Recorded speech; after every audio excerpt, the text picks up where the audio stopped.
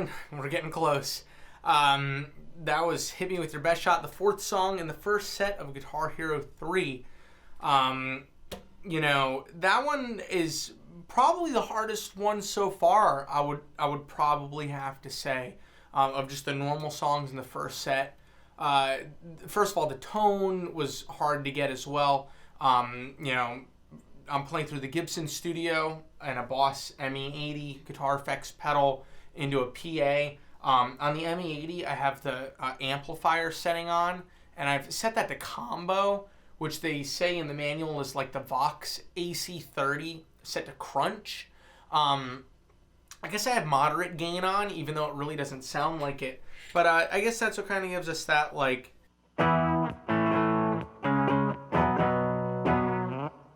Like, it really doesn't sound like there's that much distortion on it, even though it's supposedly like a crunch.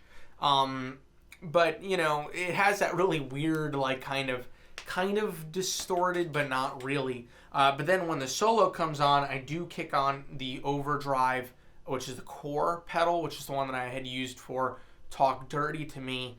And that simulates the Boss ML2 distortion pedal. So if you're playing through an amp that has like a slight, gain, maybe put that on for the majority of the song, and then kick on a distortion pedal for the guitar solo, because playing without the distortion pedal, it just doesn't give it, enough, like, grit. I feel like when, you can clearly tell when the guitar solo comes on in the song, it's like another guitar that's playing through like a heavily distorted amp to play like that little arpeggio in the beginning. So, that just, I guess, let's lead right into the song. The hard part is definitely the guitar solo. I mean, the verses are nothing. It's pretty much just as hard to play in the game as it is on real guitar. The only thing that we'll be looking at is the guitar solo, and then the post solo, of course. So the guitar solo itself starts off with this little like arpeggio idea. That's even kind of hard to play now. So I know in Talk Dirty to Me, I had mentioned, going from notes on the next way down here all the way to up here is kind of difficult because you're trying to play the rhythm and the lead at the same time. And Hit Me With Your Best Shot is no different. Going into the solo, you're going way down to an open A chord, and then you have to slide way up to the 12th fret. And, to get into this little arpeggio shape, if I start in this arpeggio shape, it's not that bad. But that's kind of hard to play even like on its own. What I really liked about the solo, though, as opposed to, let's say, Slow Ride solo, is this one I think is phrased really well. Like, there's 7 phrases in the solo. And if you learn each one independently, as long as you play them back to back, you'll get a pretty decent sounding guitar solo. Alternatively, Slow Ride was kind of like one long solo I felt that was kind of hard to divide into phrases. And, it had like more blended transitions, I guess would be the best way to put it. But this one here is phrased really easily. But definitely the killer on this song is the post solo. So it's the part that goes like this.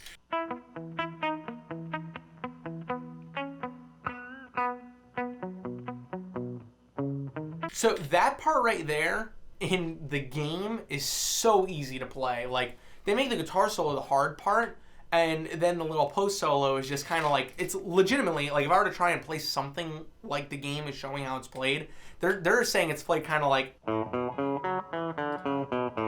but it's like, no, it's not even close to that. It's this weird arpeggiated thing. It's like a palm muted, arpeggiated, like, chord that then you take your pinky and you move the pinky note down a couple times. And I've actually transitioned, or transcribed, I should say, the tabs, because most of the tabs show those same chords being played way up here. I think something like this.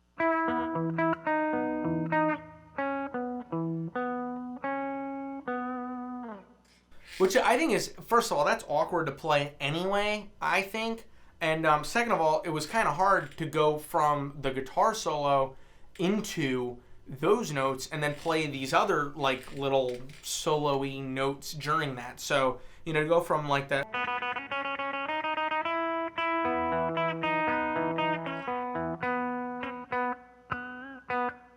little it's in the tabs, I'm almost positive they show it being played up here. So I would think that it'd be really difficult to go from this little like,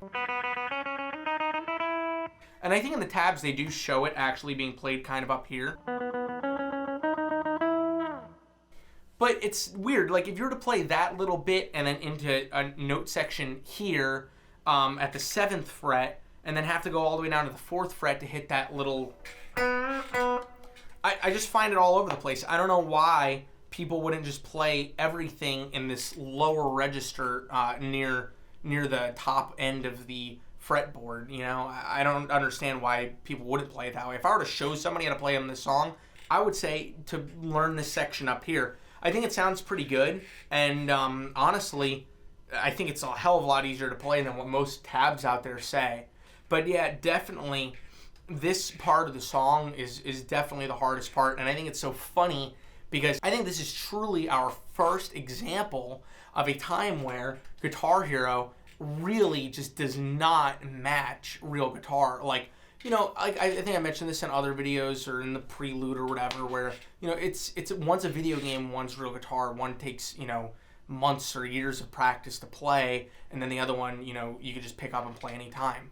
But the point that I'm trying to make is that, you know, for somebody who knows how to play guitar and then somebody who is pretty good at the game, like I would say that I'm decent at the game, you know, there's parts that are just like freaking way harder on real guitar that the game just doesn't even come close to matching. Like the solos are always going to be the hard part, and I get that. So like if the game makes the solos really difficult, that's fine. Like they're supposed to be hard. They're supposed to be hard on real guitar and stuff.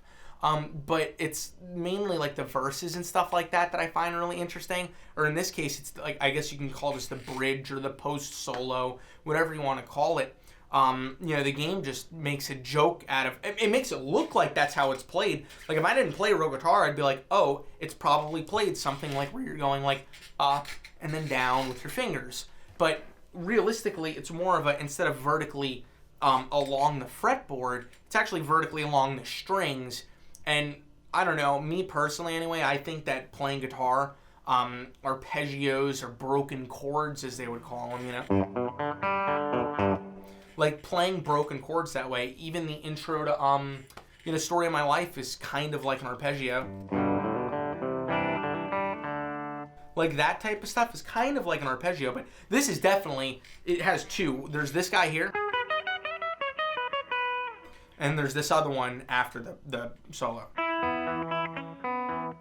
Which they're just, I don't know. The intro to the solo is the hard part, and the end of the solo is the hard part. But pretty much, if I got into the solo, I was pretty good. And if I got out of the solo, I was pretty good. But I'll tell you something. I practiced a lot for the song. I actually thought it was going to be the hardest one in the set, just given the fact that it is like diatonic in nature, and there's a bunch of phrases in the solo to learn. And I think that me as a person, I tend to over-prepare for stuff that I find more difficult, and then I tend to under-prepare for the stuff that I find easier. Hence why Story of My Life took me forever. Believe it or not, I actually got this one down in one take. And, you know, that might not sound that impressive because realistically it's not that difficult of a song anyway. But, no, this one was actually the quickest one for me to record, but it was probably the hardest one to play, at least up until this point. We'll see with Rock and Roll All Night how I fare against that song. But, yeah, so far... Hit Me With Your Best Shot's the hardest in the first set, at least, you know, if you don't want to include the encore. Hit Me With Your Best Shot is the hardest in the first set, but it did take me the shortest to play, so that's always a good thing.